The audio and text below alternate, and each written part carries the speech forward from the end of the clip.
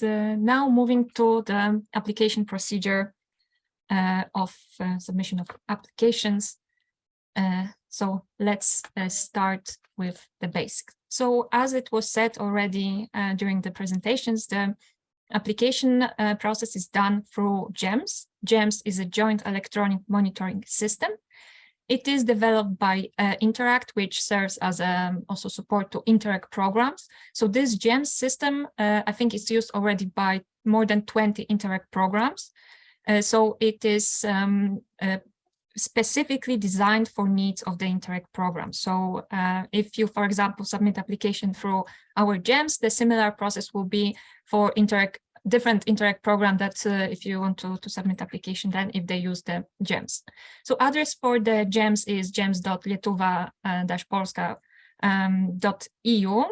You can go through the browser, or you can go through our website, lietuva-polska.eu, and there is a link to GEMS, to access GEMS. After you click the link and you open the first page, you will be asked to create a new account, to log in or create a new account. I have seen already that some of you created and started the application process, so we are very happy that you are trying. So here you create the new account, you are asked to input your name, surname, the email, and password. After creating the account, you need to confirm your account to make it active. So you will receive the email, automatic email with the link. If you do not receive it, then check the spam folder, because sometimes they end up there. If you have any troubles, you don't receive the email, or you have issues with the logging into the system, just contact us at gems@lietuva-polska.eu. It's not an outside company that deals with this support. We are in the secretariat responding to this email, so don't be afraid. Ask us questions. If anything happens, we will help you as soon as we are able to. When it comes to this system, there are some guidelines on our website. So there is the offline application form and offline application form guide. So the form is in the Word document, and it follows all the questions that are in the system, in the online system. And the guide includes also some notes, some directions how to input the information, or some clarifications to questions. This is a very important thing that I will say, that there is no way that we will accept the printed application or application sent by email. It's only in the system you have when you create account, you create application, only that way. This offline guide, this in the Word document, it serves just for you to help you to work on the application. For example, you can print it out, you can take it away if you go somewhere in the wilderness, in the forest, and you spend time just finishing the application when you don't have internet. You input this information, and then you can copy and paste it into GEMS online. We will not accept it by email. If you print it out and sign it and bring it to us, no, sorry, it's only online. When filling in the details, obligatory fields are marked with the red star, so you know that you have to input information there. Please pay attention to character limit in text boxes, especially if you copy paste text from some other sources. It will be just cut off and it will be not sent. So make sure that all the text is appropriate size and it fits into the box. You will see what is the character limit written there. At every stage, there will be notification that you can save the changes done in the application, or you can discard the changes. Just make sure that you save all the things that you input, just in case you don't click it. There will be additional notification box saying that, oh, are you sure you don't want to save it? And you will be able to save your input information in there. So after you create your account and you open your dashboard, please don't be afraid if there's not enough things inside. It's a very simple system intended to be for you the easiest to follow. So when you open your dashboard, you will see on the top panel your dashboard and your email and the status of your user, so you will be the applicant user. When clicking on your email on the top panel, you'll be able to change your password. As for the further view in your dashboard, you will see the My Applications and Call list.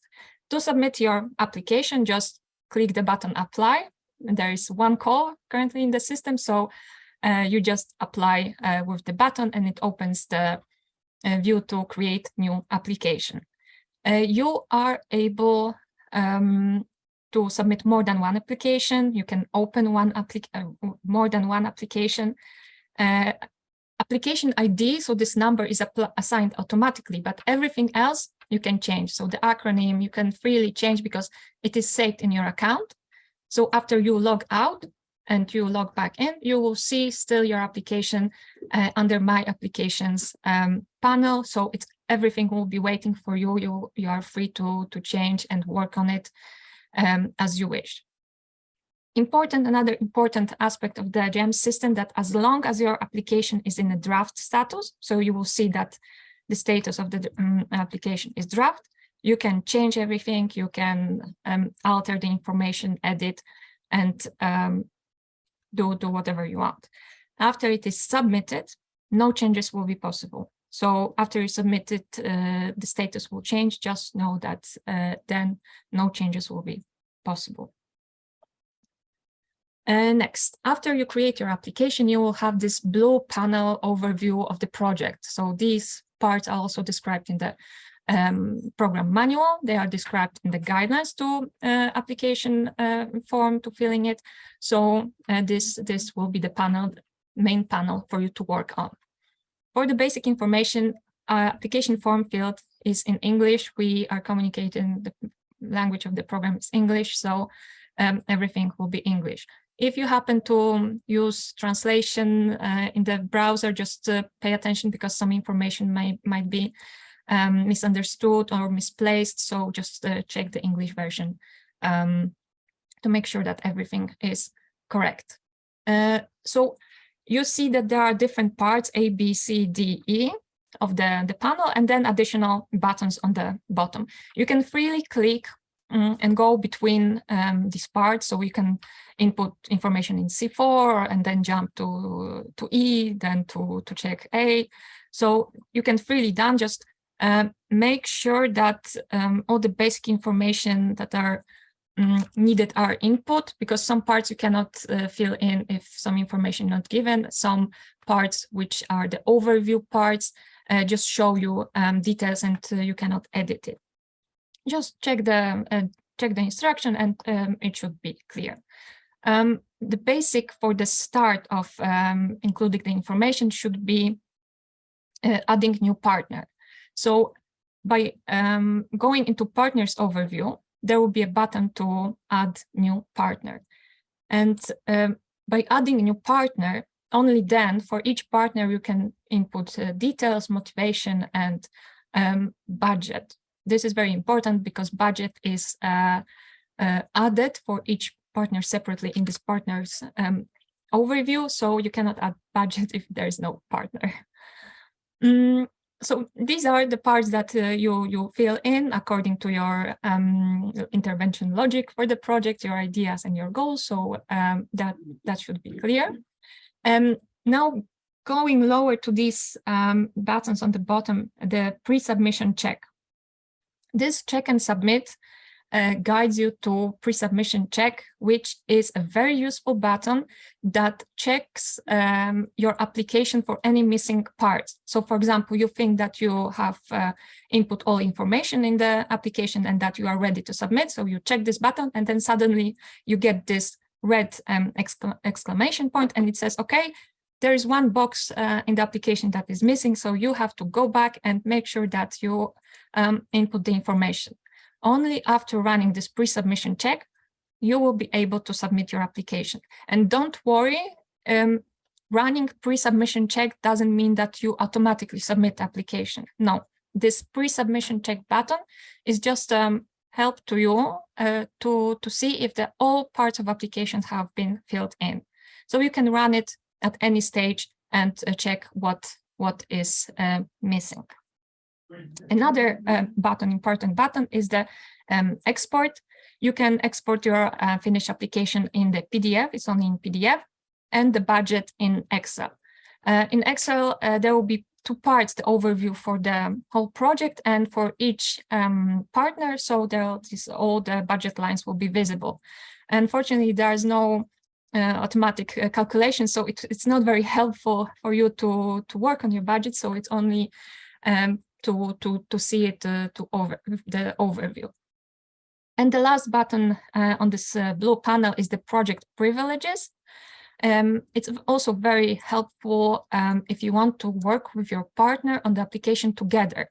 So you create the application in the system and you input the information for your partner, and you invite the other partner to add information from their side, or just to check how information is input, or to correct any mistakes, or just to have a view. So you can add in this part by adding their email in the field.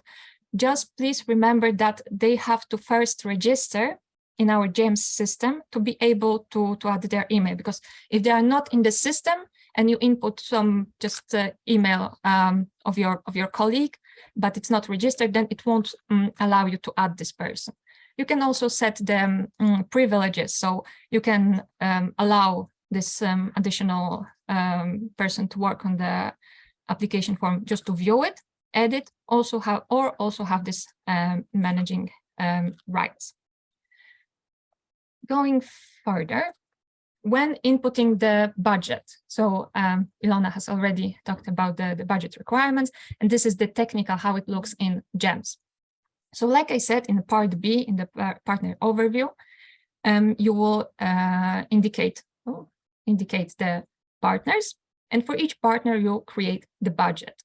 In the partner budget options, you tick the flat rates, because if you don't tick the flat rates, they will not be calculated, and they are calculated automatically. You don't have to do anything. They are calculated automatically. You save changes, and then for each category, external expertise and services, equipment and infrastructure, you add budget lines separately, and they are categorized, so there are no mistakes. So when you click add, you go into this equipment part here, for example, and you input information for specific budget lines. With the plus, you add just the next budget line that you wish. So you enter the description, any comments that you would like us to know, the unit type, number of units, and price per unit. So all the basic information. Now, on the right side of this table, you will see that it calculates automatically the total, and you have to also input the specific amounts that you plan to have expenses for which period. So for each period, planned expenses. And the last point is the gap in yellow, as you can see. So it shows you how big amount is not yet indicated for a specific period. So you have 25,000 in here in the specific example of total. So you have to input this information for each period, and it's just helpful for you to see if it adds up. Now, technical thing to pay attention to the scroll bars. So depending on the screen settings, or how big what are your settings of the screen, it might be that not all tables, not only for budget but other parts, not all tables are visible. And because it's gray, it may be not so obvious what to do. So just look for the scroll bar on the bottom, just to see the full table and input missing information. Just make sure that you have overview of all panels. As my colleague Ilona said, the preparation costs are indicated in a separate part, in part E. Here you say that the preparation costs, you choose the lump sum, the period is the preparation, and the sum of the cost, and you can divide these costs here between your partners. And of course, it's also the gap in yellow, and it shows you what is missing and how much you need to add. Another important technical issue that you have to remember about is filling the co-financing for each partner. So each partner has to do it. If it's not done, then the system will notify you that there are missing information. So here you choose the ERDF source. There's no other choice. It's only ERDF because this is our fund. And the system, after you input all your budget details, the system calculates for you what is the 20% contribution. So in this case, it's 9,000 euros. And when selecting the origin of partner contribution, so you input public here, and you have to by hand input this amount that you are aware, that you are sure, and this is your partner contribution. If you input too little or too much, the system will notify you that this amount is wrong in red, and you will be not able to save. So just pay attention to notification from the system. The last button on the application panel is the application annexes. Well, not last, but one of the buttons, application annexes. So please check the program manual and what annexes you need to submit. So this is for sure project statement, project partner statement, the authorization to sign documents if required, if appropriate for your institution, a statement of the absence of discriminatory resolutions. This is for Polish partners, and supporting documentation for investments if you have any investments. And this is very also important thing to remember, that the minimum requirement is this short technical description and the justification for needed investment with simplified design. So this is the minimum requirement, the description of what you want to do. And the full documentation, if you have the full documentation at this stage of submitting your application, that's great, because you can submit it straight away for the application form. If not, you will have to submit it within 2 months if the project is approved. And this is the latest, and you need to be aware of these deadlines, and you will be asked throughout in the application what documents you are required to submit, what documents are needed, and at the condition stage, this will be checked. For the annexes, just the technical requirements, it's PDF files are preferred because this is the easiest way to open to read the document. Maximum files is 50 megabytes. Assessment is based only on the information provided in the application form, so online in GEMS, and in the mandatory attachments. Please note that if you submit something additional in this attachment files, it will not be checked as for example, you run out of space to explain some idea or add some descriptions. If you add it separately, it will not be checked. Only the information provided in the application form will check. Only there might be some exceptional cases, but this will have to be agreed with the Joint Secretariat ahead. So please make sure that you fit all the information in the application form.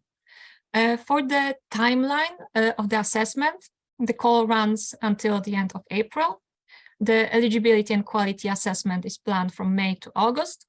Monitoring committee will assign strategic impact assessment points in September, and also in the end of September we are expecting the monitoring committee decision on project selection, and then 2 months for the conditions fulfillment. Please note this is the preliminary timeline. It might be some things that will change, maybe, we don't know, we will inform you, but this is our plan. As for the assessment itself, it's done in 2 steps, eligibility check and quality assessment. So the eligibility check, just it's the minimum technical requirements for the project are listed also in the program manual, and quality assessment according to guiding criteria, which are also listed in the part 3.3.3 of program manual.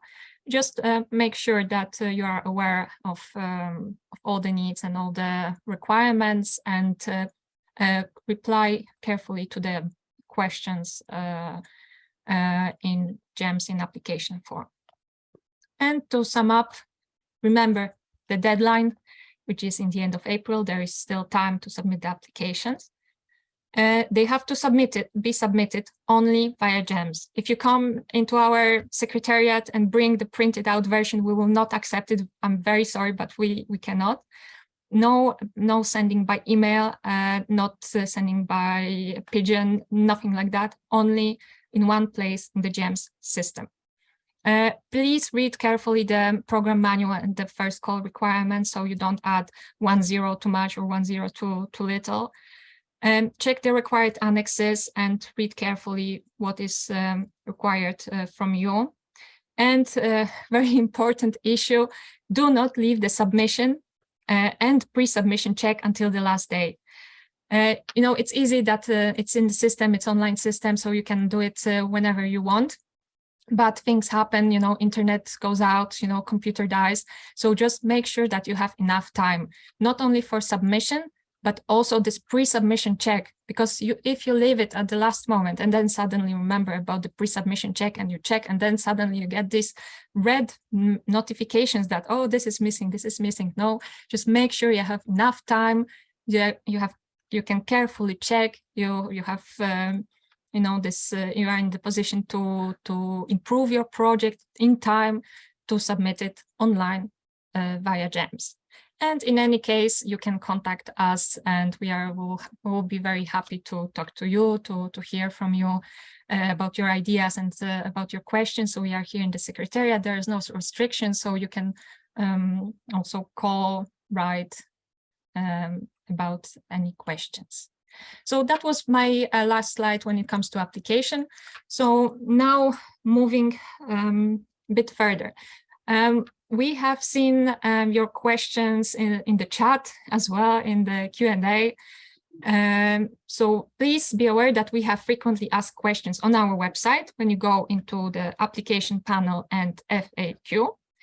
There are already some questions submitted. During this event, we saw that you had questions in the Q&A. Some of these were answered. We will try to incorporate them into this FAQ, also to have them on the website after this event.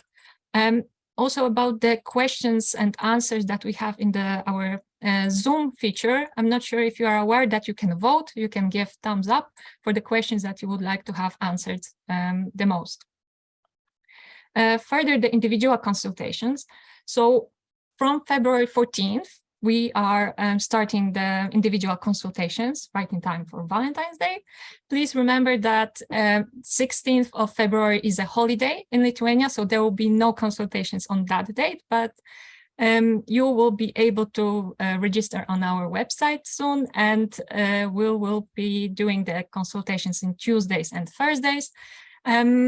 The easiest way would be the Zoom, but if you would like to also visit us in Vilnius, we also welcome to do that. Just remember that you will have to register for a time slot. And of course, the last thing is the seminar for potential applicants that is planned for 7th of March in Suwałki. So the registration will be also opening soon, and we are hoping to see you there as well for more discussions.